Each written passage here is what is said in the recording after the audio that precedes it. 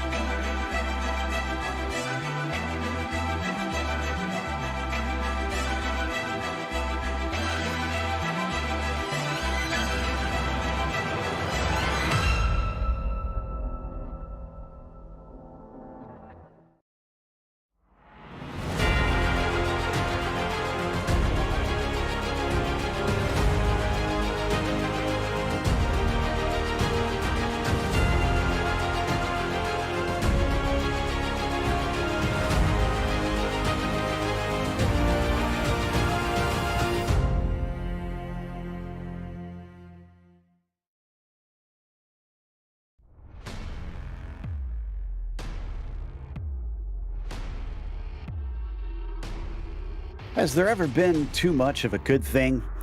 Not for this track, if you ask us.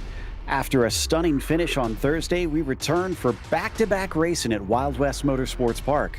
Will it deliver more thrills? And who has learned from what we saw previously? We'll find out soon as we get ready to watch the makeup race for round 2 of the 2023 General Tire National Series. And you'll see it all live here on Podium Esports. Hi, I'm Joe Peak, and joining me in the booth is the voice of off-road, Dave Arnold. Behind the scenes is Cameron Aberdan on social media, and our producer, Ryan Bauer, who's using cameras provided by Dougie Beard.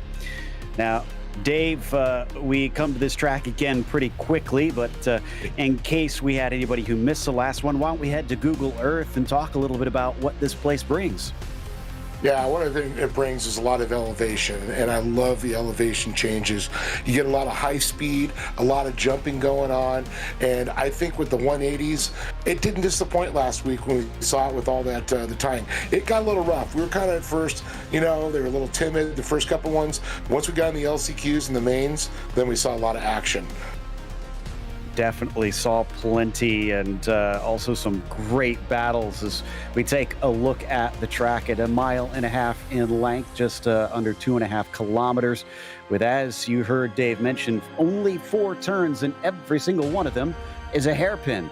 So it's going to offer lots of over-under opportunities, but also quite a bit of high speed up and down the sides of this huge quarry that was made into a racetrack. So watch out for lots of passes, or at least pass attempts on this track, but not necessarily successful ones over the course of the racing. Speaking of which, here's your race analysis. Heat races with 6 laps each, up to 4 heats that we'll see. I don't think we have enough drivers for a full 4 tonight, but we'll see what they put together. They will have 2 LCQs, though. Those are going to be even shorter, only 4 laps. And it's the top 3 are going to be going to the final, and then the bottom 3 of those heat races have to compete in these LCQs to determine who gets to go to the feature as well. And then for the feature, a full 22 laps, along with a competition caution at the end of lap 11. So plenty of racing action to keep us entertained for tonight, but one thing that's kept us entertained is the championship. Even having missed what would have been round 2, which we're making up for tonight, from what we've seen, it is Connor Berry leading Keaton Swain still after Swain had a good finish, but we'll see if Swain can make up for that second place from on Thursday, Dave, and go up one step higher and finally take that win. Yeah, and I think he's going to try and do that again. You know he's got a good groove. He's right back at it. But you got to wonder if Connor Berry has learned some new things. He knows everybody's gotten faster. I don't know if you can find a faster way around this track, though. That's the biggest thing. But you got to see if it's lesson learned. But Swain is going to have to keep a couple more drivers between him and Berry if he even has a chance at the championship. Right now, I'm seeing Berry at the top of the timing sheets currently, and by about 200ths of a second. It's extremely tight out there. So, yeah, I'd say everybody did learn something as Liebert is going to finish another lap and goes quicker than before. So that'll bump him up into the top 5.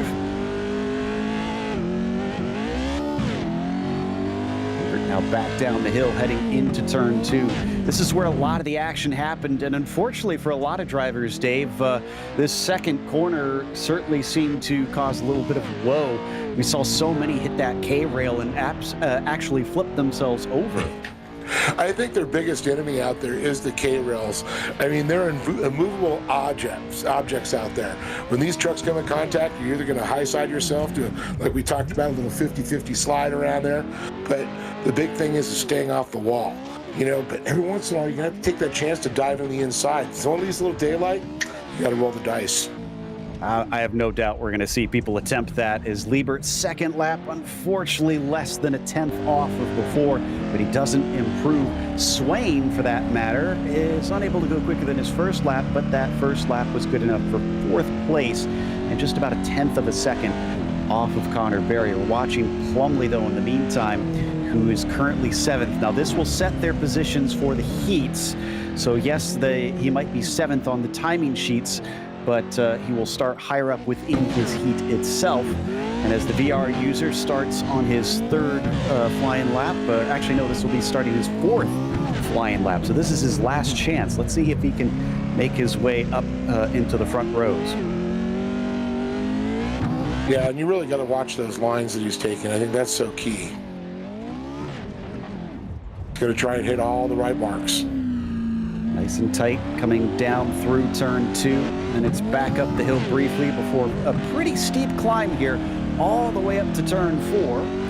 And these last 2 hairpins a little bit wider than those first 2, so they can carry a little bit more speed as he leaps over the jump, and then a second one before he has to chuck it down into 4. And he'll be among the last drivers to be able to set a time here, so should hopefully not be overtaken by many if he does improve his position. Let's see what he's got as he crosses the beam. It's a 50.032, literally 2,000 slower than his only other timed lap. So that's not going to do it. Salas is back, though. The eNASCAR driver, once again, hitting the dirt and currently has put himself into 16th. Well, I think it's really, this is really great setting up the qualifying, getting good times here. But when we get to the heat races, that's where it's really going to come down to it. I know qualifying is going to hopefully get you a better position in qualifying. So the guy usually we've seen that gets out front, gets that good start, gets through turn 1 and 2 clean, usually he's going to be in the top 1 or 2 positions. We're going to be seeing that again tonight. We saw it last round, actually Thursday. So these guys, this one's fresh in their mind, and I guarantee you, they've all been playing on this track all weekend long. Yeah, absolutely. And you think about, you talk about the importance of track position. Miller, once he got that lead, just would not give it away to Swain, no matter how much he pestered him. So yeah, I have a feeling you're right that getting in front is going to be critical, as that appears to be the last of our laps. So we just wait for the drivers to have the clock tick down. Then they're going to be slotted into their heats, and we'll go through the first of the starting grids here today. Of course, before we get to that, we'll have a special presentation in a bit as well. Looks like they are now gridded up, and we will get a full 4 heats for this one. So it's going to be a much smaller group of cars that advance through, which does increase your chances. While they finish gridding up, we do, of course, have our national anthem. Let's go to that for our country song. Oh, say, can you see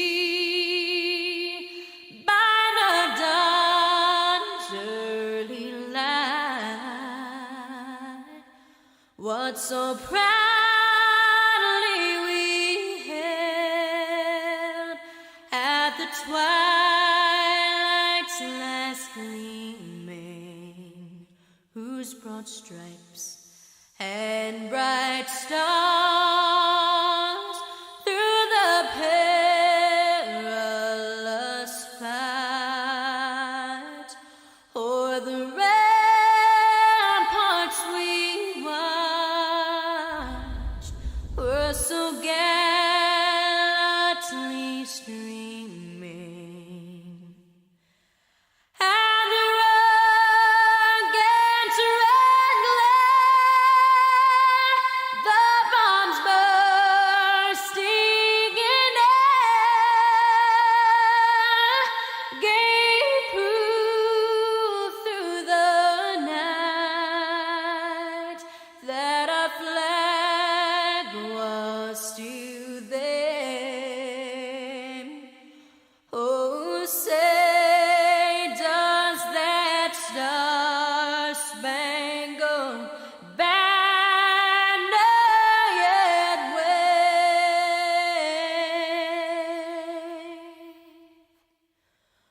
o'er the land of the free and the home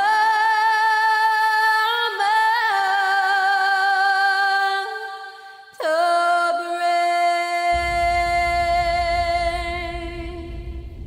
And now it's time to go through our starting grid for the first heat. Connor Berry has managed to take the pole this time, not just on this heat, but overall, as Jarrett Liebert will start from second. Tyson Miller, the feature winner from last race, will start from third, and Scott Kerr will be P4. Paul Mikolajic starts fifth today, Cody Wieniecki in sixth, and Bryce Simino will be in the seventh position. We saw 10 cars competing last time for the heats to try and make it in those top three. This time it is a lot fewer, which again will help you out because you only have to be essentially in the top half of the field this time, Dave. Yeah, I agree. I think this is actually smart of them to spread them out a little bit. When you get that many trucks and heat races, it just gets tough racing there. I mean, I want to see as many people be able to have a chance to qualify, is what we're going to say there. But it's still going to be tough. There's not going to be anything easy about this track whatsoever. Yeah, the more the merrier, but some people will have to go home, unfortunately, as per the rules, as they should be taking off in just a bit here. And then we'll get going. There we go. Looks like the pace truck is on its way, and the number 2 leads them up to turn 4. You'll see it take off prematurely, and everybody has to wait until they get to the starting grid, or the starting area, if you will, starting zone that they have marked off for the drivers. They know where it is. They're going to have to wait here just before the jump, and now they're on their way as the green flag waves and heads off into turn 1 for the first time tonight. Berry covers the inside. Liebert can't get down there, and he's got Miller trying to poke his nose. Yeah, Miller with a great run up the inside there. It's going to be side-by-side battling for second place here, as Berry's going to set up in that prime position to come down, and so they like to call the preferred line. Oh, Miller gets a little boot out there. Looks like Kerr trying to come a little hot there, but Lieber's now going to move right up into that position. Yeah, definitely a little bit of a hip check there, I think, from Scott Kerr that gave them the bump. And Mikolajic is going to try and take advantage of it. We're on board with Scott now, and he's got the 177 down to his inside as they fly into turn 4. He's going to leave him the space, and they'll come off clean. Right now, last transfer position goes to Miller, while Liebert and Berry are in front of him. Yeah, it's a good run there. You can see him starting to stretch out there in single file lines there. Pretty much, I think the positions have been established here. You know, it is 6 laps. We got some time there. I think the biggest battles we're going to see between Miller and Liebert.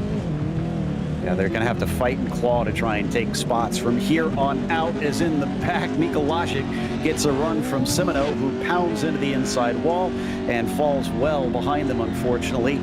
But a bit of a challenge from Miller up there in that bright red number 90 on Jarrett Liebert now. He wants out of this bubble position to try and make things a little bit safer. Well, I guarantee you that Miller has these lines from last week just memorized in his brain right now. They're burned in there. But, Liebert, he's quick. He's going to be tough to pass. He's going to get those elbows about 10 feet wide through every corner right now.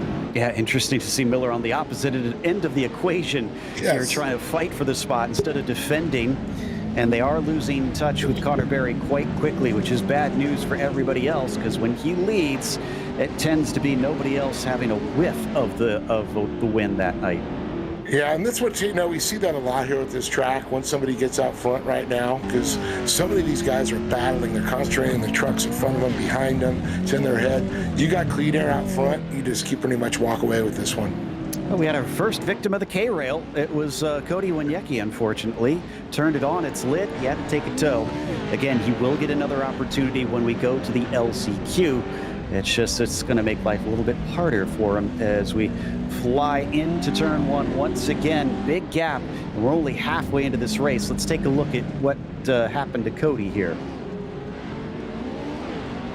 Yeah, it looks like he just went he just kind of squared the corner off and just clipped it. It's what happened. Another great name for the K-Rail there, the Jersey Barrier. And I'm thinking Jersey, I'm thinking concrete, I'm thinking mafia. And they're out there to get you. Curb stomping people, unfortunately. Yeah, that's right. Turn him over. And unfortunately, that's part of the night done for Cody. But up at the front, Barry now about a second and a half ahead of Liebert, who's got Miller held at bay. They're going to come down to 2 to go now. Kerr has definitely dropped off as well in that 84. You can see the distance between himself and Tyson, so that's the good news. Tyson may be under not as much pressure to try and take that P2 now. Yeah, I knew this battle was going to be between Miller and Liebert. Liebert got some good lines there. Tyson will get right up on him, get on his back bumper. But just, every once in a while, Liebert just gets a little stretch and run up this hill. And when he comes off the corner, that's where he accelerates again. Yeah, just gets off that turn so well that Tyson doesn't seem to have enough of a run, although that one looked pretty good off of 3. Let's see into 4. What happens here? Nope, he's not going to be nearly close enough, and he's going to have to try again later. And this time it is white flag, so later is not going to be all that much for him. He's going to have to do something soon if he wants P2. Man, I tell you, Barry is just sending it up that hill. There is just nothing slowing him down. But, Liebert and Miller are still there. Barry makes a mistake, and I've seen guys out front just brain fart and spin out, catch a K-Rail. You just never know. You get a little rub right there. Yeah, great run down into 2. Miller's going to continue to try and see if he can squeeze something out of that number 10 and at least not give up the ghost until the checkered flag falls. But up in front of them, Connor Berry's going to see that one first if all things stay the same here. Bounding into turn 4 and bringing it off the corner. Looks like heat win number 1 goes to the number 2 of Connor Berry. Liebert will take P2 and Miller will advance from 3rd. After that, Scott Kerr, Mikolajic, Simino, and Winiecki will head off to the last chance qualifier, and that is your finishing order for that first heat. So that should take us off to Heat 2 here in a moment. And for that starting grid, it's going to be Nicholas Dachelet, who is on the pole. Trenton Briley starts in 2nd, and Colin Murphy, P3. Felix Roy starts 4th, and it's Zach Drapkin in 5th, and Daniel Aish, P6. Cameron Magashik rounds out your 7 drivers competing in this one. Kind of not too surprised that wasn't a very eventful first race there, Dave. You talked about it. Everybody's had so much practice. It's going to be hard to find inroads, I'm sure. Yeah, it is. And I think, the drivers, they've had a couple seasons now. They know to get, not have contact. And I think one of the best examples was watching Miller and Swain last Thursday. Swain, so many times you could have stuck his nose in there, could have changed the position on Miller, but he didn't. That's just good, clean, smart driving. Because if you take each other both out, you're not going to finish the race. And now we got championship points at, stake. So I think a lot of these drivers up on top. Now, when we get in later into the LCQs, sometimes the gloves are still going to come off, though. Absolutely. Now, suddenly they've gone single file. What's going on here? Yeah, I just noticed that. Oh, they've extended it. Not sure why exactly this has happened, but... Oh, now they're going to catch up. Yeah, they're catching up. They're adding another pace lap here, so They'll go around one more time, and then I'm not sure if this will limit it down to 5 laps or if they'll still be able to do all 6 under green flag conditions. But regardless, at least we'll get a double file start like we're supposed to. The only thing about the cleaner racing that I will say, I wonder if the fact that it has become so hard to try and get by somebody, if that makes turns 1 and 2 all the more important, if we'll see drivers get aggressive into those. Yeah, I think you're right on that. I think you're going to see a little bit more aggression, especially when we get into the main event. LCQs to main events, it's usually where it's going to get there. And I know some of the points, I know some of the drivers are sitting up top on points. We're going to see a lot cleaner driving out of them than you will somebody that's lower in points. I mean, I'm just going to be honest. That's the way it is. And Swain is definitely one that needs them. Not seeing him or Barry in this race, but nope, we don't have Plumlee out here in this one, actually. Trying to see if we get anybody in this split that's up towards the top of the points. I think Briley is the highest, and he's sitting in 6th. So this is filled with a lot of drivers that basically have nothing to lose. So, yeah, there we go. That would be a good excuse. As green flag is out, the pace truck took a while to get going. Now he's heading in as everybody dodges around the outside. I don't think they can actually hit that car. Thankfully, as they come out of the first turn, very close between Dashalet and Briley, but Trenton's unable to take the position. Well, I'm waiting to see that Dashalet, and of course, good booted. He made a mistake, hit that K-rail though, got his truck sideways. He did a little bit of a barrel roll, keeps on going, and behind it all, Zach Drapkin, I think, also went over, but thankfully landed on the rubber. So Briley now leads the race. Roy gets promoted in the second. Dashalet is actually still in the transfer spot. Hey, not too bad. Sometimes better be lucky than good. Oh, Briley goes really wide there. It looks like Felix Roy able to get up there. Now he sees the inside. He might be able to take advantage of that. He's going to keep an eye on his inside now. I think Briley's just a little excited after that. What just happened? I think he actually got a bit of a shove from Roy that sent him far. So Roy maybe trying not to take the position, thinking he would get a penalty if he tried to overtake him there, as they now fly down into the second turn, and they're actually bumping nose to tail, getting so slow through there. Oh man, what a great shot from Murphy as we look behind and see these lines, how they set up, kind of almost like a ballet. The front tires stay in that right inside groove, the back tires just kind of come around to find, looking for that traction up the hill. It might look wild, but there's still so much control underneath the drivers out here, with Dashalet currently in the transfer spot there in 3rd, trying to see if he can get back past Roy. Good news for him is that Murphy's not super close, but if he does make a failed attempt, he could bring him into it. Well, there's an attempt right there out of 2, and it doesn't succeed. Yeah, it's one of these things, they're so touchy, these trucks, and people don't realize unless you actually driven one. The front-wheel drive helps you, can save you a lot of times, but still, see right there, this is a good example how Roy was able to keep that front end just pulling him around, got him straight back out. But it was a good little punch there by Dashalet. But boy, Roy is kind of had his fill at this stage. I heard him get on the radio, ask Nicholas if he's using a single pedal set tonight. So I think he's sick of becoming everybody's brake. And as he comes around, this time he won't get punted. He's going to probably try and take off away from that 23. Brakes, who needs brakes? Like rear view mirrors, you don't need those either. Exactly. I think it was Mario Andretti that said, yes. I'm surprised drivers think that brakes are for slowing down as they come around turn 1 once again down the hill. Yeah, they've managed to separate each other, but look at how much this has pulled them away from Briley. He's gotten ahead by 2 seconds nearly. Yeah, and I'm kind of surprised, Drapkin, he's been a winner at this track in the past, in the previous series. He knows how to do it. Briley, he's out front. He knows how to get out. But I think right now that battle between Dashalet and Roy, slowing him down a little bit. It's allowed Briley just to kind of sneak away. But I'm kind of shocked the Drapkins all the way back there. They did get caught up in that earlier incident. He seems unhappy about where he sits, too. You can see him gesturing in frustration as he tries to get by Magashik, but can't seem to do anything. So we'll see if maybe we get another risky move. Well, he actually just hit the wall pretty hard just now as we turned away to our leader once again, to Briley. who takes them back into the second hairpin battle for P2. Rage is on, and once again, Roy is just getting pushed around these turns. Yeah, Roy's really got a lot of pressure there. You can see that gap that Briley has, Dashalet, but I think Murphy's trying to get up there, trying to apply the pressure to Dashalet. The question is, if we get close enough, will Roy be able to pull away a little bit and get a little bit of breathing room? Indeed, as Colin tries to catch back up to that number 23. We're going to come to the white flag. 1 to go now.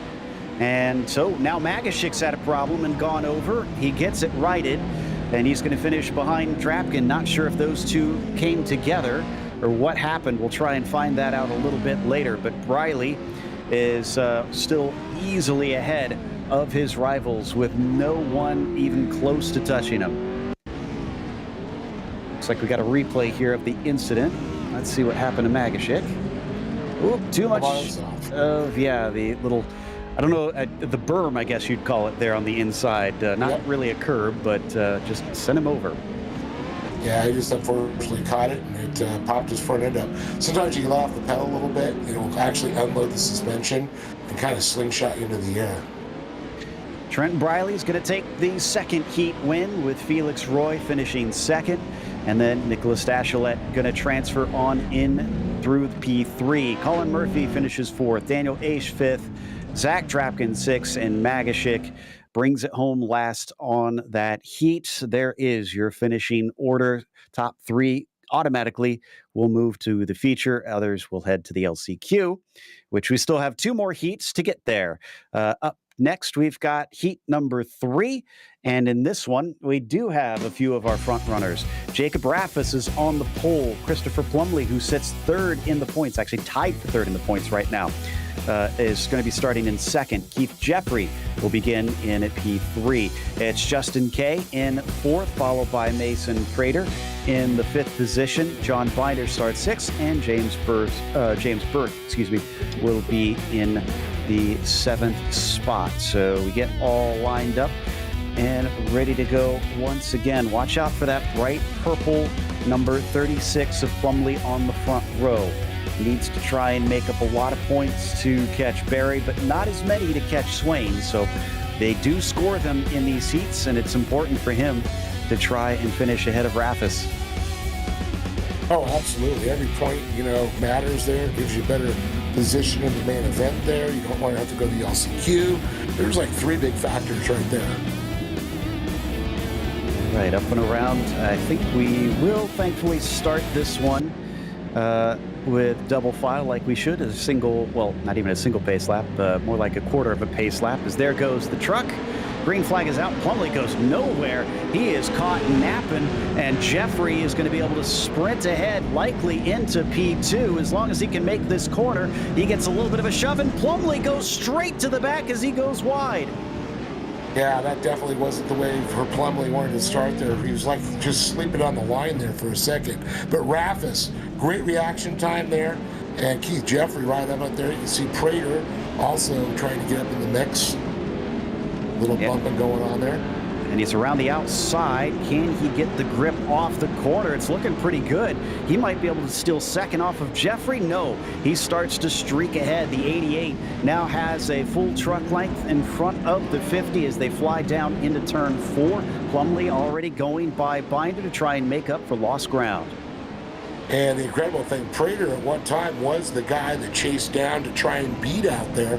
Now he's pretty much, on even playing ground with all the rest of these drivers. Everybody stepped their game up so much, but Prater trying to do everything he can to hold on to that third position as Kay tries to make a move on the outside. Gets very close. Oh, he gets hooked on him. Oh no, that slows everybody down. And now the battle for third is suddenly far separated from P2, but Kay has got the position. Okay, now Burke up into that fourth position. Prater all the way back to fifth. And Justin Kay's going, hey, I don't know what just happened, but I'll take it. Sometimes weirdness can happen, especially with sim racing. He gets a hip check, though, as into the side. That's James Burke nearly managing to get up into the transfer spot. There's going to be some hungry drivers who want this position. Prater especially I'm still trying to figure out if maybe it was netcode or what, but the truck just would not turn right into a right-hand corner. Yeah, it just kept on going on. As we fly over the jump down into that same turn once again. Now everybody, well, nope, not everybody's going to make the turn. That is going to be Justin Kay, who now finds himself back in 5th, and once again using up the roof of the truck. And Prater's moving his way back up again, too. Back into the 4th position. Burke's still holding on to that final transfer spot. And that's where the bullseye is right now. That's being on the bubble. And if Prater can get back into P3, this will be impressive, although he has trouble with the berm on the inside himself. He was pressuring Burke constantly, but that little hiccup has cost him. Back up into turn 1 once again. Burke trying to stay out of those behind him so that he doesn't get turned. It seems like this is the one where it gets fierce, riding on board with Binder, who currently runs last on the field. And once again, truck's having trouble turning into the turn, and it includes Plumlee, who this time cannot make it back to the tires. He's on his lid and he's done. And now Prater looking at the inside of Burke as they head up that hill. Prater's just got to try and get that fender up to the inside. He knows he's got a quick line through the inside. He knows how to pitch it sideways here, back it in. And there it is. Burke bounces off them.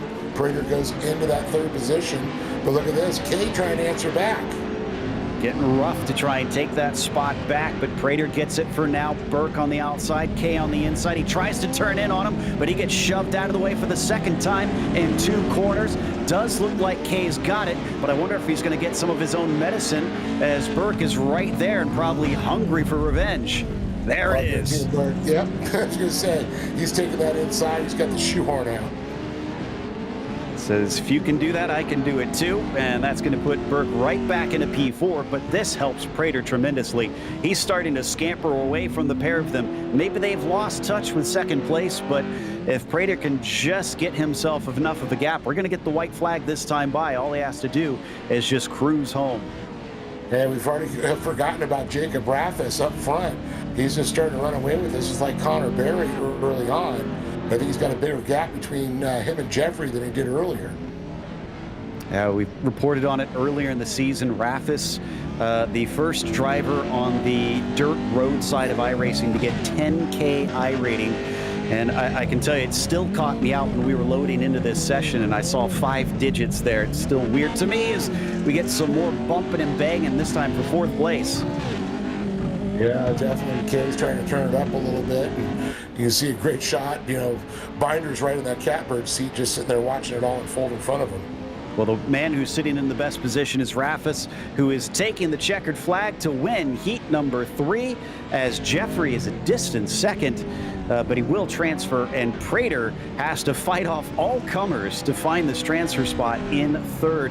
Who's going to be P4 and start up towards the front of their LCQ? Justin Kay, it looks like, as Binder will be right behind him. Burke in 6th, and Plumlee a very sad 7th after starting on the front row of that heat. It just did not seem to go right pretty much everywhere he looked in that one. And we even have to wait for him to try and trickle across the line here. He was so far back, unfortunately, before we can get to the grid for our final heat of the evening. Here we go. We've now got it, and Keaton Swain is going to be starting on the pole of this one. This is the man that's trying to catch Connor Berry. Tom Grady will start from 2nd, as Crystal King will be P3, Vicente Salas P4, and Sean Winkler 5th. Dennis Mickelson starts P5, and Greg Johnson will start from 7th.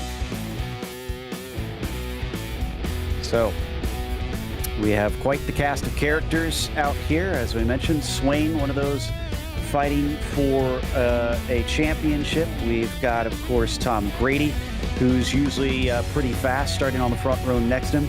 Crystal King always puts on a good show, just never seems to fail. She seems to find the action and give us some fun to watch. And then I'm going to keep my eyes on Salas, who I mentioned is an eNASCAR driver, but also used to have a pro license on the rallycross side here in iRacing. Looks like the pace car is in and the green flag is out. Swain is going to try and take advantage and takes off early.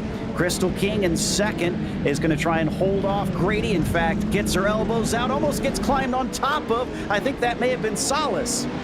Yeah, Solis came in a little hot on there. Didn't get on the binders in time, and she was already rotating to the turn. That's, I think a little bit different from NASCAR in the dirt. Indeed. It can't quite do the bump and run in the same way as they're still beating and banging on each other. Now going 2 by 2 as they come up the hill through 3, but it looks like Grady gets the best of all of them. Solis barely in third as Crystal King has a nose to the inside. Can she finish it in 4? Well, the question is now, where did Swain go? Wow, look at him just walk away from the rest of the pack right now. He did. Over under there for Solis and King. Solis has the inside into the next turn. There's only one right-hander out on this track, and that's down into turn 2. So getting on the left-hand side, advantageous, and just no place for Crystal King to take that third away from the 25. Still leaning on each other behind them. That's Winkler and Johnson. Well, I know he's probably used to making those left turns, Salas is, but when you get to the right, you're going to wonder, is he going to be able to figure it out? Got to remember those rallycross days, and he's put himself into the transfer spot, so he's doing pretty well. Yep. Crystal's probably going to try and come back at him, though. But as you said, Swain is off like a shot, and Grady as well is trying to take advantage of all this craziness behind him. He's about 1.2 seconds ahead of Vic. It's just absolutely amazing to see them coming off that turnstile up top. To be unsettled that much, to be able to hold the momentum around that turn and then keep the speed up down that hill, just baffles me. Absolutely, and it's a pretty big leap taking you down as they now head towards 2 once again. And Solis does have quite a bit of pressure from behind as Crystal King gives him a nudge saying, remember me, and is going to try and see if she can somehow squeeze through and not have to vie for that LCQ a little bit later. Yeah, she's unfortunately had a few times going to the LCQ, but I think last week she actually made it through during a regular heat race. I think you may be right on that one. I'll have to double check my stats. As Sean Winkler in the 720 in the 5th position behind all of them. Nicholson and Johnson going to wrap up the field behind him. We're past halfway through this race now as they once again hit turn 1. This is the biggest gap we've seen up at the front as here we go. Crystal King and Solis with another little bit of contact. It switches angles down into 2, and this time she's going to hit him from behind instead of in the side. I was going to say the gap up at the front, Swain is 3.5 to 4 seconds ahead of Grady. Yeah, I mean, Swain's really just going to walk away with this one. I think the battle to watch is the King and Salas battle. See, Tom Grady's got a little breathing room there. You can't even barely just catch a glimpse. Whoa! Getting on the bicycle there a little bit for Grady, but you can catch a glimpse way up top. That's our leader. That's Keaton Swain. Grady using pretty much all the track, and unfortunately maybe a little too much on that corner. As here we go. Well, this time they didn't make contact down into 1, although Crystal got awful close to that rear fender of Solis. They head back towards turn 2. She's been hitting him in the back each time, but only just lightly.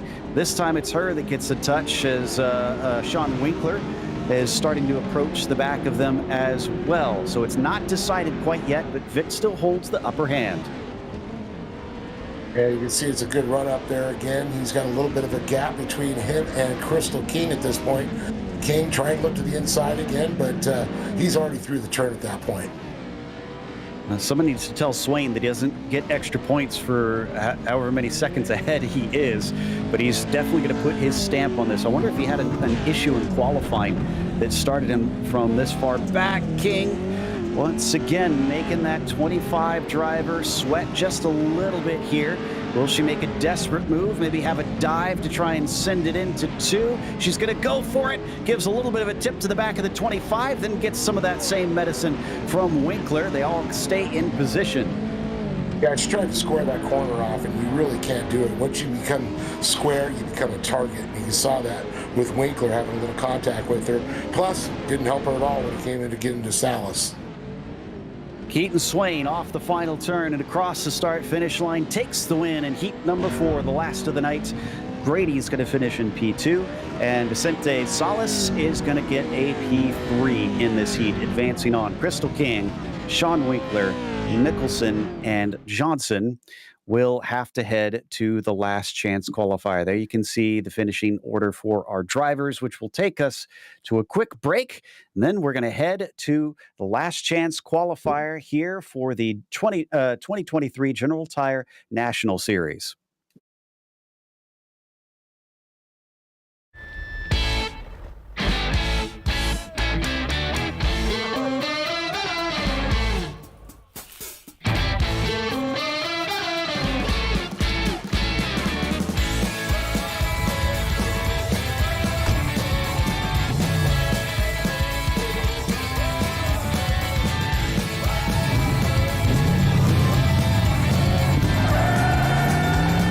Whatever you do, General Tire delivers.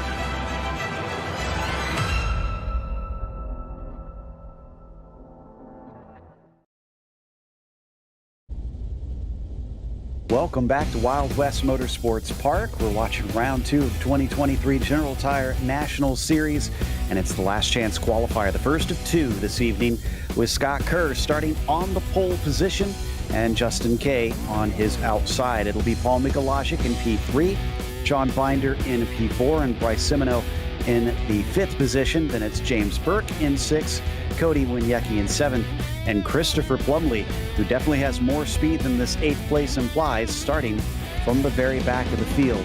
It's once again only the top 3 advance, but now the pressure is on, Dave.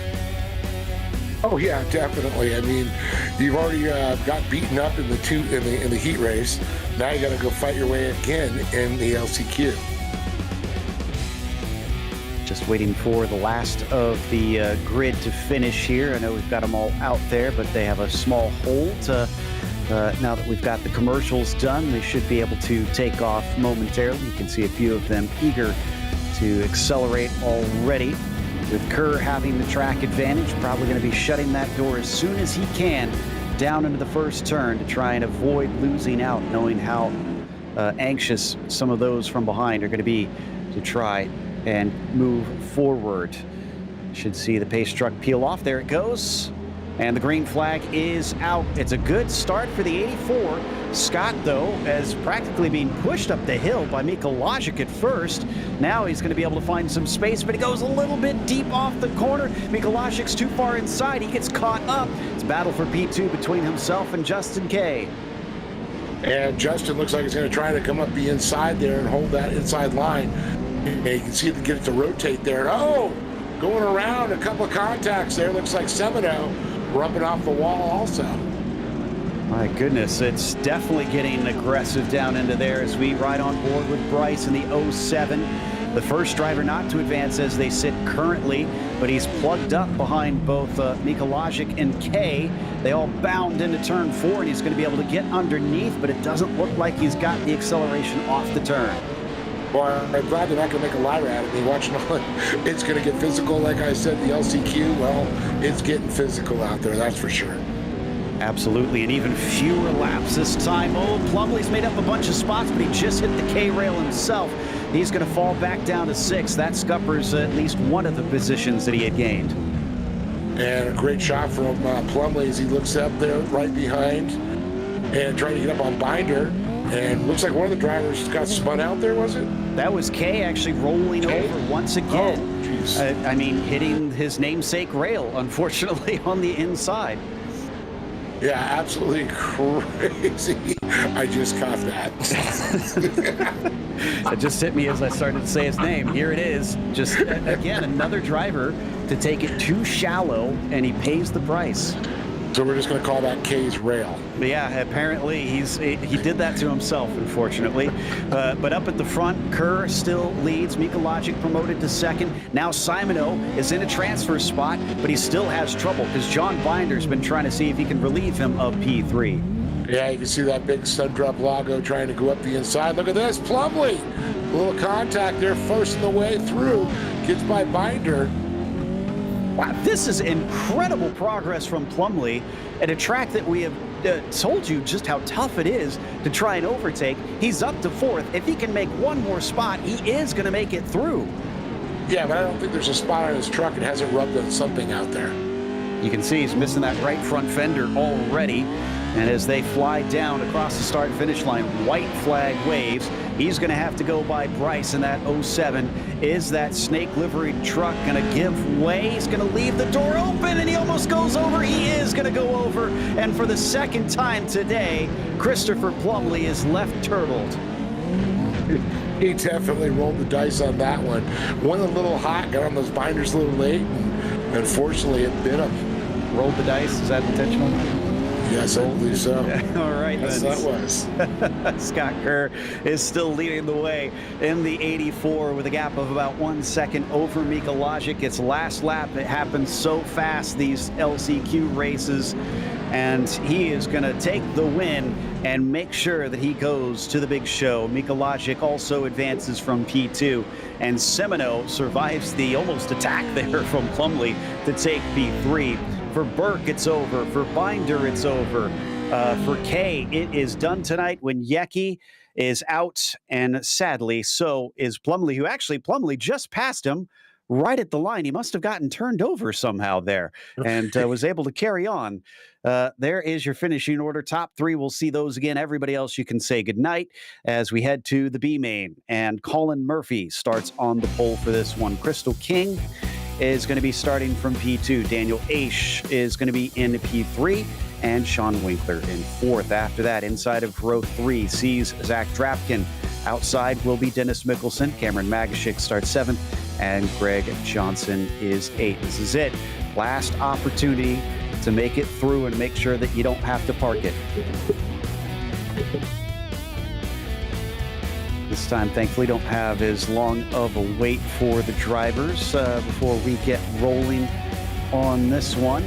And we saw just before what to expect here, as there's going to be nobody holding back, knowing there's little blues, especially this late in the season. If you're not in that championship hunt, you might as well try and go for it. Honestly, if you are in the championship hunt, you're in this LCQ, you probably made some sort of major error up to this point. As we wait for the green flag, and there it is. Colin Murphy's going to lead them away down in the first turn. Crystal King's got a challenge from the 33 of Aish to the inside as they chuck it into the corner. Aish is actually going to be able to squeak through, and it's an absolute traffic jam. Man, he literally threaded the eye of the needle on that one. That was great. Aish, a little bit of contact, but it kept him, pretty much straight on it. Drapkin up in that qualifying position. But, before I speak, Crystal King goes right up to the second, and Drapkin goes up and over. To be fair to Crystal, she did get hit from behind by somebody on her way in there, so I wouldn't put the blame on her. Mickelson, though, is the one that moves into P2, and in fact, I think he was the one that got into her, and Mickelson may have even got a touch from Sam Winkler, so it was just a domino effect as somebody else is into the wall on the back. Drapkin having to back it up and turn it around even to get back into this race, but look at this. Murphy leads by almost 2 seconds. Mickelson P2. King trying to get up there in third, and they're still banging on one another as Winkler is just coming in hot everywhere he goes. Yeah, Winkler's really trying to carry this momentum in there. Unfortunately, it's not going to do him any favors if he takes himself out. But it's when he goes to this right-hander, it's always gnarly. And you can see everybody back it down. Drapkin's just got to be so frustrated back there right now, I bet. His day is not going well at all, as Daniel Aish as well. He's down 3 positions. He should have been in a transfer spot from here, but he is now finding himself well at the back of the field. We've already had Plumley try and climb his way through, but unsuccessfully. We watched Drapkin and just the distance. Everybody's specs up there, and that has got to be demoralizing. Yeah, definitely. I say that on board with Drapkin. He's trying to, channel his internal R.J. Anderson there in the Pro 4. But I'll tell you, that's a rough one. You're in a qualifying position. But you know who's been in that position before? Crystal King. She's been in a qualifying position. She's been booted. She's flipped over. She's had issues like that. So they've all been there. Yeah, it seems to be a common occurrence, and I definitely heard some moans from drivers as they got rolled over on that first lap. Speaking of rollovers, Daniel Aish looks like he's the latest, and that one was done to himself in a very strange way. We'll try and see if we have time to look at it later, but he climbed up the rear of another car to wind up rolling it. As we come to the last lap, Mickelson does have to be a bit concerned. I would definitely not want Crystal King behind me, knowing that she's going to be eager to try and take the spot. She gets held up on the jersey barrier on the inside, but she holds off Winkler. Well, that's something you don't want to take a chance on it there, because that's a qualifying position. You might just throw it out the window. Here's the replay on Daniel. Yeah, they must have somehow managed to touch wheels, and it just sent him up and over, and he couldn't do much about it. As we head back up the hill, and Murphy has that track just to himself. There is nobody around at this stage. He'll win the last of the LCQs, indeed, as he will advance on to the feature. Mickelson will from P2, and Crystal King will squeak by in third ahead of Winkler. Magashik will not make it. Greg Johnson won't. Drapkin and Aish, unfortunately, going to have to park it from here. There's your finishing order from the last of them. And the final LCQ. That's going to take us to another break, but don't worry, we have the feature coming back at you very shortly. There's going to be plenty of action and lots more racing with our 22-lap main event.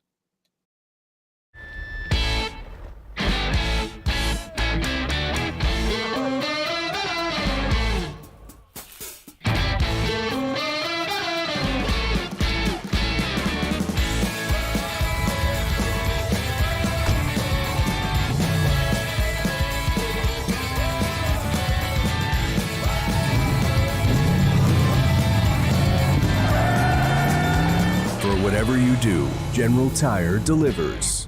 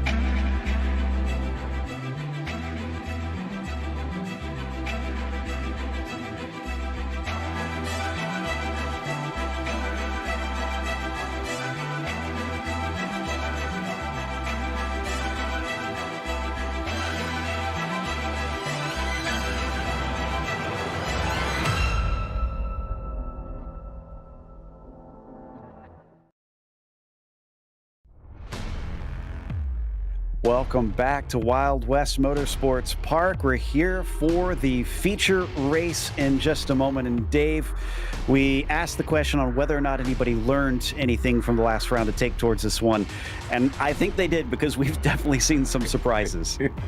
Well, I think in the heat race we saw the surprises. Well, there were no surprises in the LCQ because we knew they were going to get rough. They knew the elbows were going to come out. We knew the shoes were going to come out. They were going to start shoving guys around, and we saw that for sure there. But this one did not disappoint. And I think our top drivers, like Connor Berry, who we saw is going to be, came out of the heat race, the first one to win.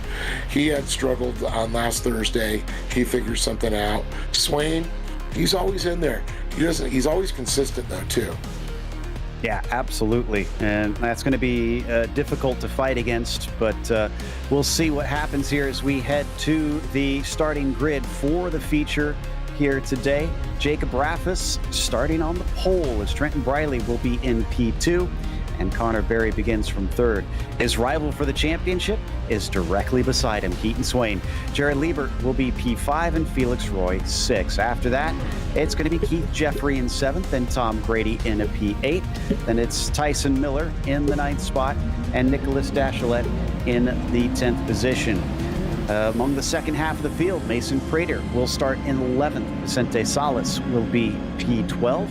And it's Scott Kerr starting from 13th, getting into the drivers that were in the LCQ. Colin Murphy starts 14th, and Paul Mikolajic in 15th. Then Dennis Mickelson starts P16.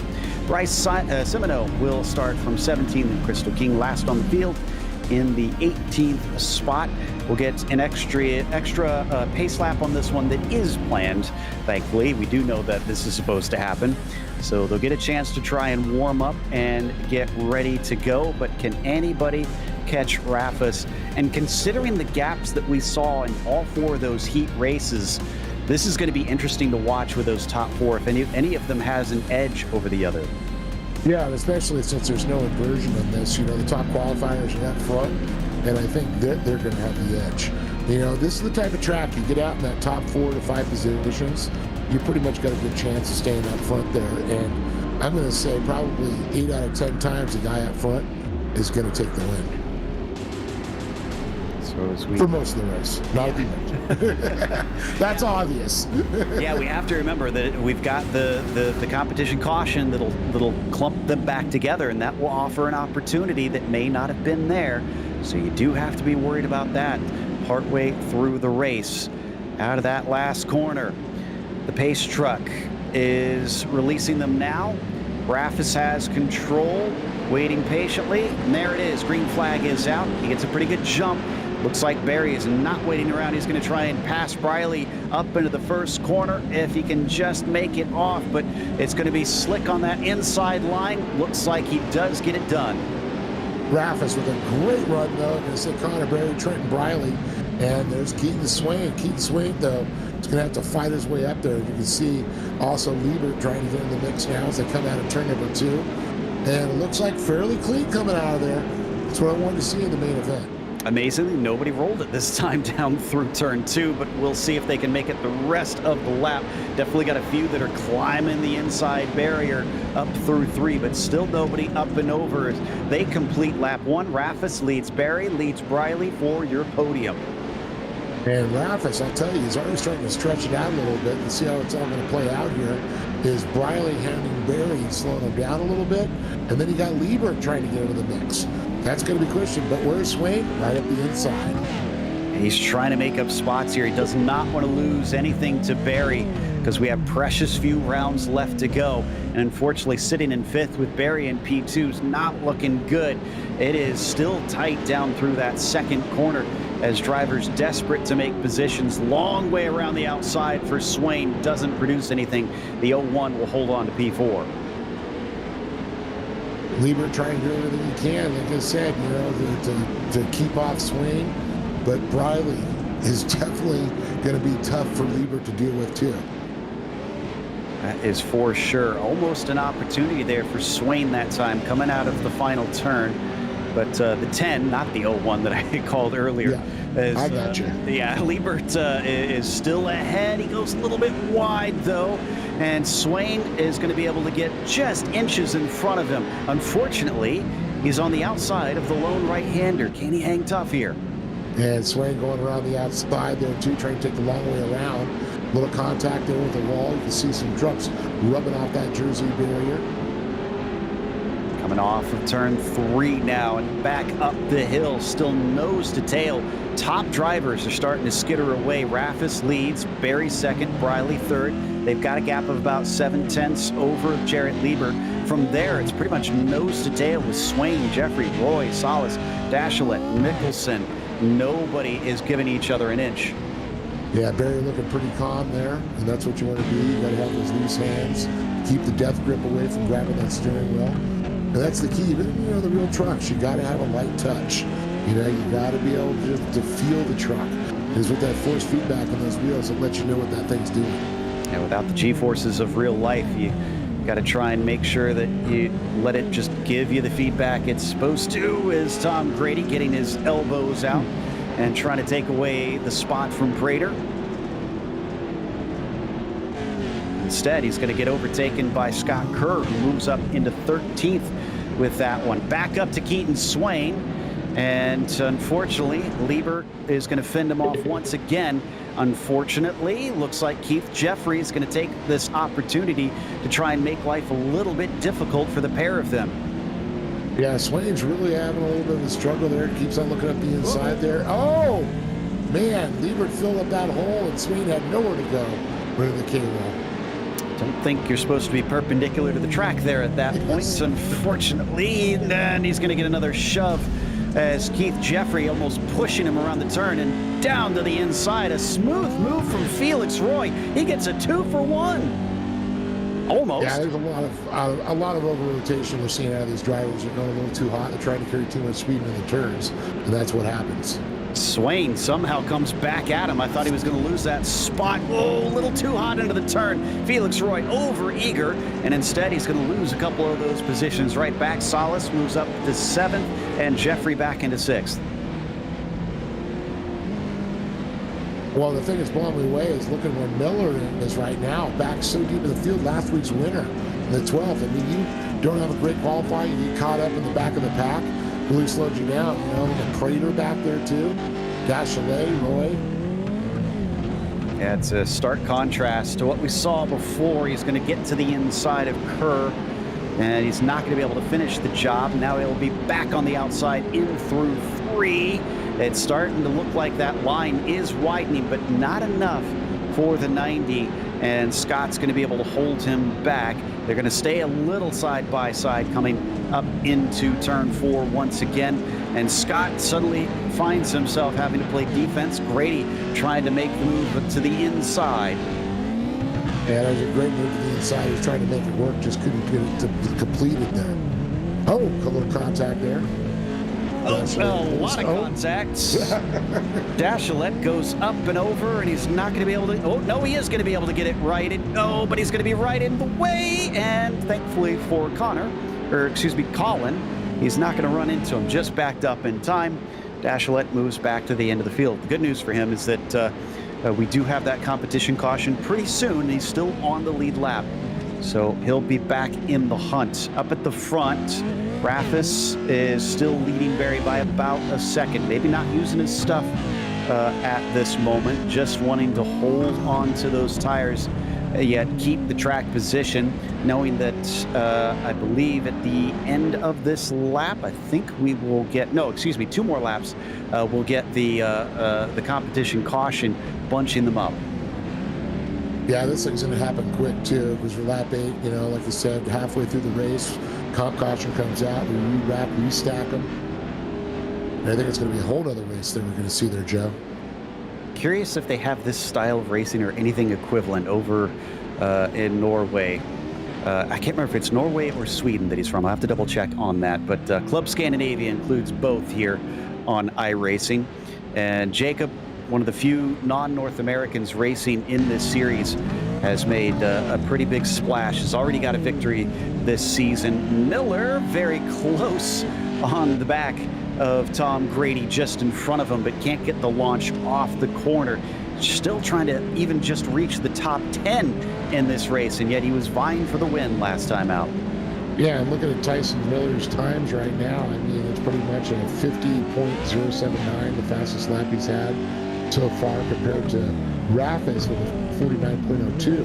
Now look at Miller's times last week. He was in the 49s. You get caught up in that traffic, it's going to slow you down. Clean air is everything around here. As they head around turn 3, still not quite to that yellow being thrown.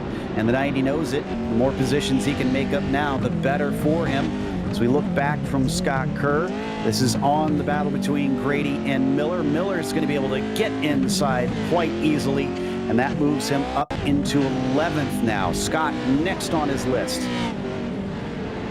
Yeah, trying to work his way through these guys, just pick them off slowly but surely.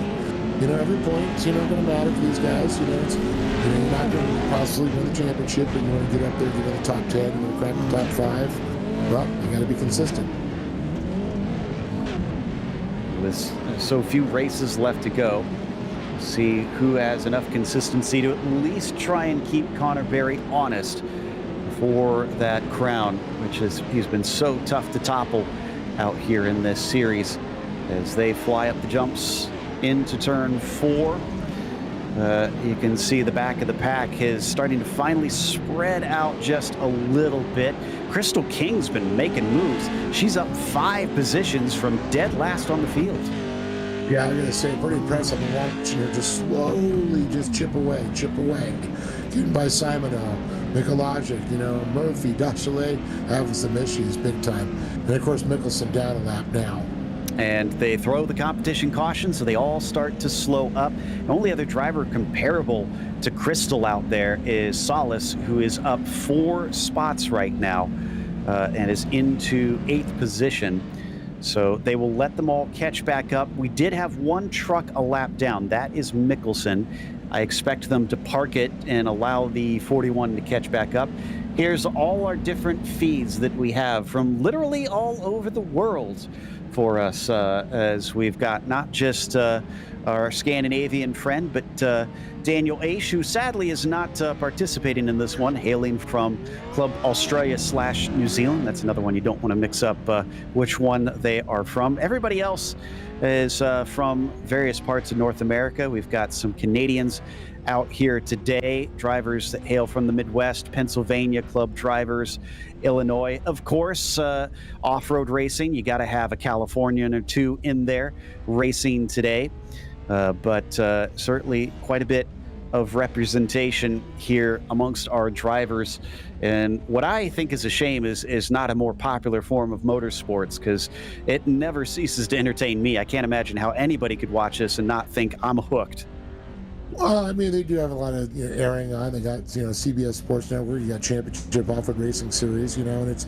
But you're right. It's kind of like it's a niche sport, but I have NASCAR drivers and other drivers from other professional sports that ask me, "How's so and so doing?" "Oh, I caught up. I was watching some of the races or saw something on YouTube." And so it's kind of cool to see that, but unfortunately, it really just hasn't splashed the mainstream. It did back in the day, like with Mickey Thompson. We saw a lot of that. Yeah, it definitely seemed to have quite a rise when I was young, down in the 80s and early 90s, as we go racing once again. And Raffis is going to lead them down to turn 1. Single file on this one, though. It's not double file. And Swain trying to go around the outside, gets himself some clear air. Doesn't seem to get him some positions, though. It was pretty clean through turn 1, I have to say. Yeah, I was really surprised, especially, this being the restart here for the main event. You think it's going to get a little heated here, but you know what? So far, let's see what the back of the pack can do through turn 2.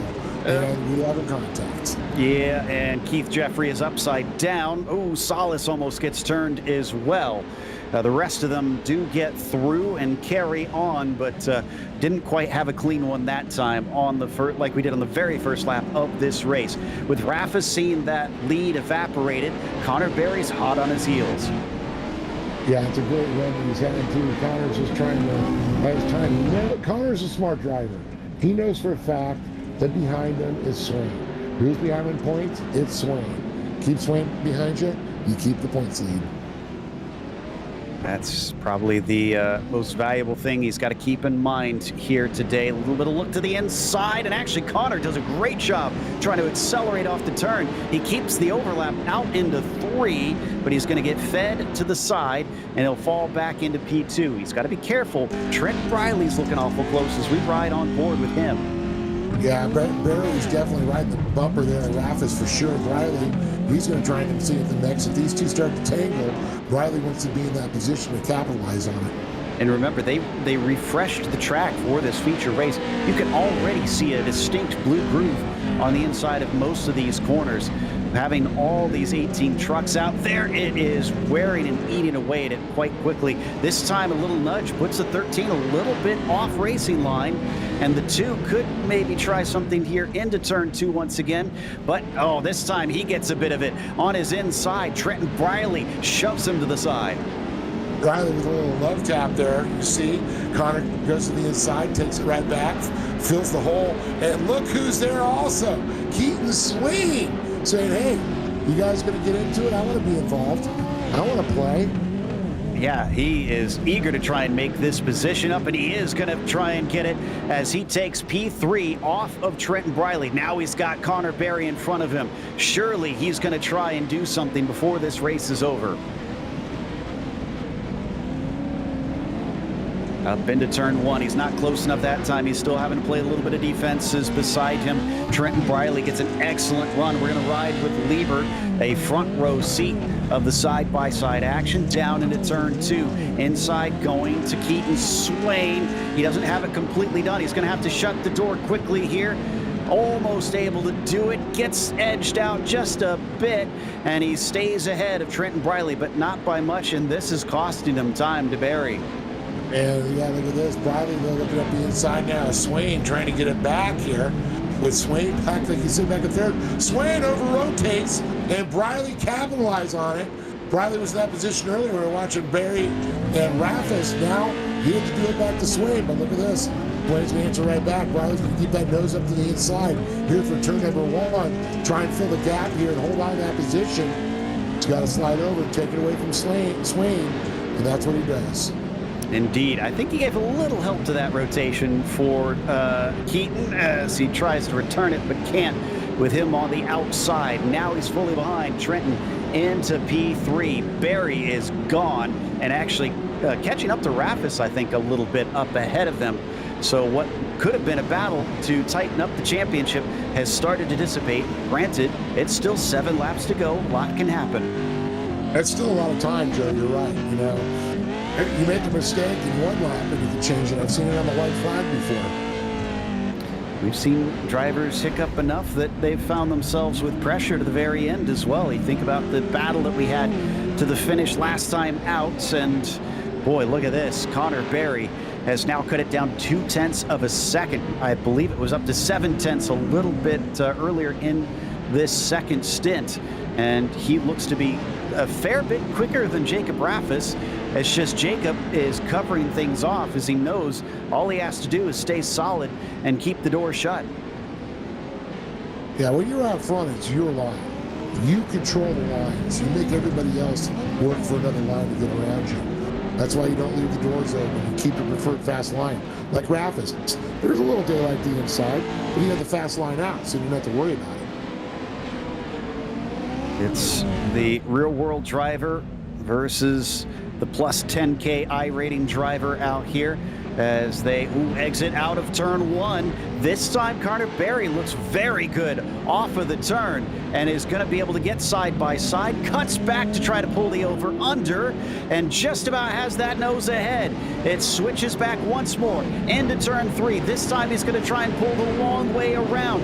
Can he make this one stick? They're dead even, coming up towards 4. It's going to come out to who's going to get on the binders, who's going to outbreak each other there. Rafis going to try and hold on a little bit, keep that speed up there. If he has to, he knows he can lean on Connor, but he doesn't. Connor's going to take it by nose, but, you know, Rafis has that inside line. Can he get over? Is Barry going to fill it? He's going to try to. Oh, there he manages to turn down in on him just at the right time. The 13 going to try if he can see if he can do the same move. to no effect, and Barry is now your new leader. Well, what's good for the goose is good for the gander. You know, Ralph is going to try and answer right back and give a little medicine right back to Barry. Barry's got to gap him because Ralph is a good driver. He's smart. He knows how to think about these things. Tried that over-under down into turn 1, but couldn't quite get the bite that Barry somehow found. And you're right, it looks like Connor is making quick distance to try and keep him at bay as we head back to the battle between Swain and Briley. That's not abated at all. And just taking a little bit of the inside berm there, Keaton trying to see if he can find some sort of opening in the armor as, whoa, behind them, it's getting physical. Yeah, it's going to be hard to find a chink in his armor for sure, because Barry's starting to gap him just a little bit. That means the pressure's off him, but Swain is just really turning on. Look at this, Tyson Miller trying to find his groove. Felix Roy there overtaken by Tyson Miller to move himself up into P6, 3 wide there coming off of turn 2 between Briley, Swain, and Liebert as they come out of turn 3 and up the hill. Liebert could have a good run. Let's ride on board, looking off the roof cam as he approaches 4. Does he try and shoot one up the inside? No, he's going to stay put. Swain trying to look that inside, but I'll tell you, Briley is keeping that fast line. He's running right up against the K-rail there, trying to keep his speed up. And boy, oh boy, those laps just keep on clicking down. They're running out of time. This time he gets it down to the inside. Move Keaton Swain up into 3rd position. Jarrett Liebert now is under threat from the 10, or excuse me, from the 17 rather, and as he breaks early, he basically parks it on that corner, and Briley with a clever move to prevent Liebert from being able to do anything. Yeah, I gotta tell you, man, Swain just backed that sucker into turn number 2. He was completely sideways. Some very smart racing here in this feature, especially here up at the front. Drivers pulling some incredible stuff. As Mikolajic in the 177, still back in 12th position behind Crystal King. She's now tied with Simino for that hard charger. Both of them have climbed 7 spots. It's amazing to see him just, like, you know, like you said, just climb through that pack. There are just literally so much talent out there, and to make it through some of those drivers that we saw, it's amazing. It's been a Herculean effort from both of them. It's commendable, but we're on the white flag lap now, so this is it. It's the end of the race. Jacob, to his credit, he's not given up hope on trying to keep Barry in his sights, but he's a little too far away. Unless something happens to Barry's car out of this turn, this is going to be his race, and he is going to take the win this time and gain back valuable points over Keaton Swain. Raff is second. Swain will at least finish on the podium in 3rd, but he's seen his championship hopes become smaller and smaller. Looks like we'll get the last of them across the line with Prater, Jeffrey, and Solis DNFing today, but 15 of them will see the checkered flag in the end. We're going to take a quick break here for the iRacing Short Course Series sponsored by General Tire. We'll come back with the unofficial results as well as driver interviews, so stick around.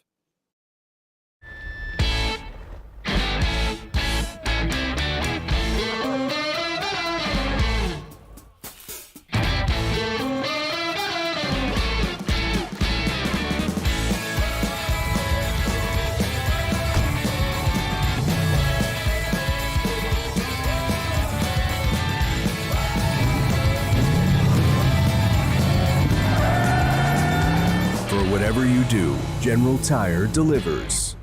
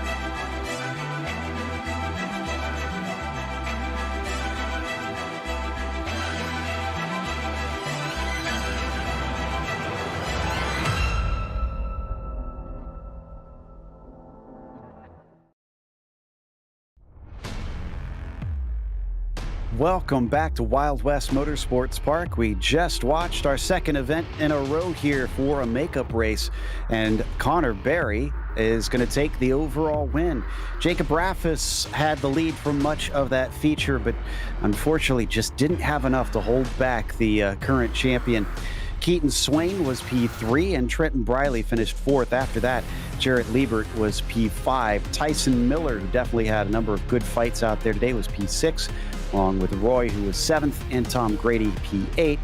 Nicholas Dachelet finished 9th, and Bryce Simoneau rounds out your top 10. He made up 7 positions, and so did 11th place Crystal King from the very back of the field.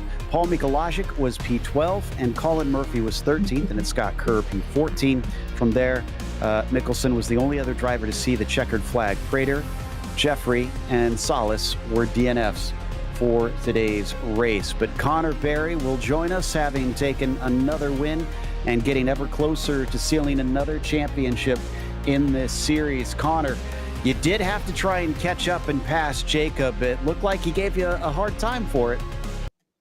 Yeah, for sure. It was a pretty good race. I knew that I would be kind of like a slower car on track towards the start because of my setup, but I knew as soon as the track was bad that I would be the best car. And it showed, and I was able to get around him in turn number 3 and win.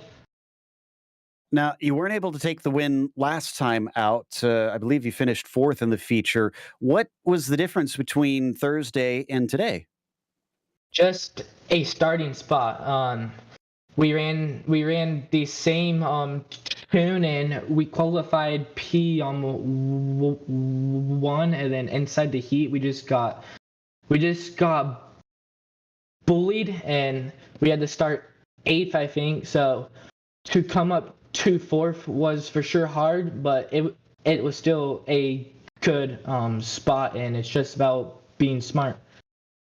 I mentioned on your way into the booth here that you're getting closer to claiming the championship with this win. How confident are you feeling for, I think it's the last 2 rounds that we have, or is it 2 or 3? We have Double 7, check here. 8, 9, and 10, so 4. So I think I got a pretty good shot. We got Wild Horse this Thursday, which I think I can win that, which will be good. And then we go back to Crandon Short, which I think I can do good there also. I think the one I need to make sure that I can be good at is going to be Bark. I've always have been a tad off there, so I need to go to work there. But besides that, I think that we are in a pretty good spot. It certainly seems like it. You've built a handy gap up to now. Congratulations on another win. I believe number 3 of the season. Anybody you want to thank?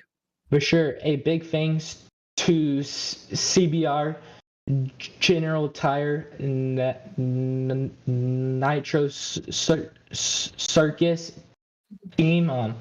We put in a lot of work, and we went 1 and 2 inside the main event, so it is starting to show, and I hope that we can keep it going.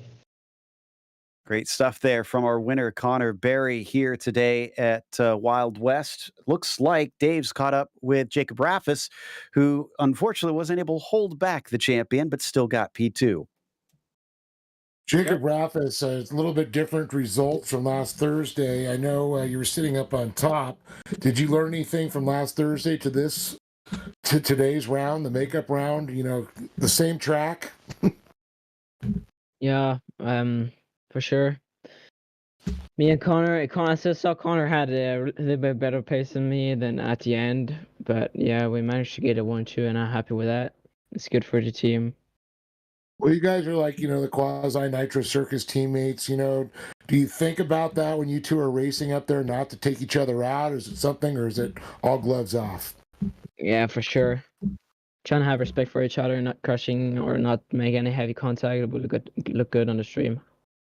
and it doesn't do any good for the points for either one of you at that point. But talk about this track. It's a very unique track. Not a lot of places to pass. There's a lot of high speed, but turn one and turn two pretty much set the tone. Yeah, for sure. I had a really good pace through all the event actually, but when it came to the slick stuff, and at the end, I was struggling a lot, so I got to work on something that the next time.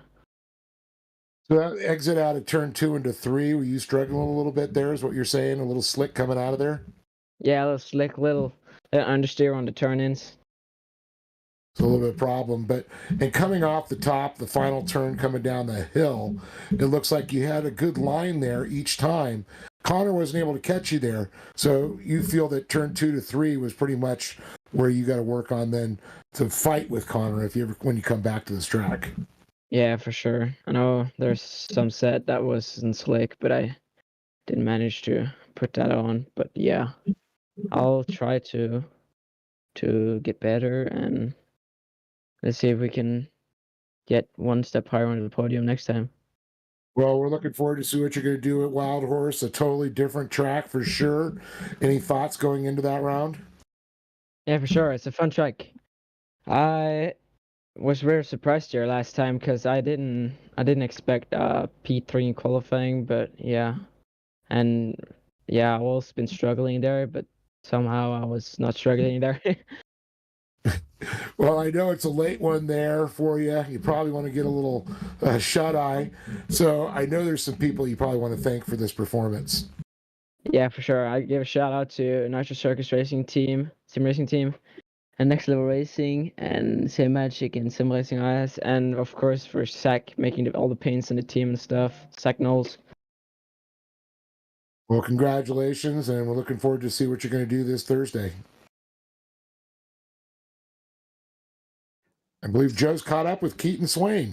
Indeed, I have. Third place this time. Unfortunately, a step down from what he did before, but back-to-back podiums got to feel pretty good. So let's talk about the race, though, Keaton, because it seemed like both halves, you just were constantly fighting somebody. Yeah, definitely. I had to really fight for that one. Get back up on the podium here. Had a decent starting position, but fell back one spot and then played catch up a little bit. And obviously, these first two turns, it's all about just not getting ran over from behind. It stacks up real quick. So we were able to do that. And then once it got spread out, I just put my head down and tried to lay down some good laps, and was able to reel in Liebert there before the yellow a little bit. And then luckily after the restart there, he was nice enough to let me go by. As you know, I was a little bit quicker, and there's no point of holding someone up for no reason. So big thanks to him for giving me a chance to go fight for a podium. Obviously, it made it a lot easier. Yeah, unfortunately, looked like Trenton didn't make it as easy for you, and you were getting close to Connor when you approached the back of him there. If it weren't for that fight, do you think you could have maybe kept up with Connor and give him a run for his money, or was he quicker than you today? I definitely would have liked to have a chance at it. Once I saw the door open there, I tried to sneak my nose in and got pinched down a little bit. But then, me and Trenton were going at it for the rest of that race, and it was quite a gnarly battle. I haven't had to work for one like that in a long time. So, obviously, it was a good race. Nothing dirty, just hard racing. And but I don't know if I would have had anything for Connor. Connor's fast, but I definitely would have liked to have found out. Another smaller circuit next time in Wild Horse. How do you feel about your chances heading off there? We had a good finish there. Last time we were there, we got second to Connor. So, we'll just keep putting in the laps, and hopefully got to work on my qualifying a little bit. It's been my weakness here as of late, and it's hard to pass on these tracks and in these trucks. So I'll just work on that a little bit, and hopefully I can start in front of Connor and then have him try to pass me. That sounds like a good plan to me. Congratulations, Keaton, and hopefully we'll get to talk to you when we head off to the next round. Thank you. I just got to thank Appliance Parts Company, Factory Sim Sport, ZK Designs, Sim Coach Pedals, everyone that helps out Connor's League, and you guys. Keaton Swain, third place here in the feature this evening, which wraps us up, of course. So don't forget to join us when we come back again this week, Thursday, March 23rd at 9 p.m. Eastern for Wild Horse Pass. And a big thank you to the organizers at General Tire National Series, and a huge thanks to our team tonight, Dave, Ryan, Cam, and Dougie. Also, none of this is possible without those behind the scenes at Podium Esports, Ryan Bauer, Gary Sexton, and John Theodore. Thank you so much for watching tonight's broadcast of the General Tire National Series. I'm Joe Peak, and I'll see you on the track.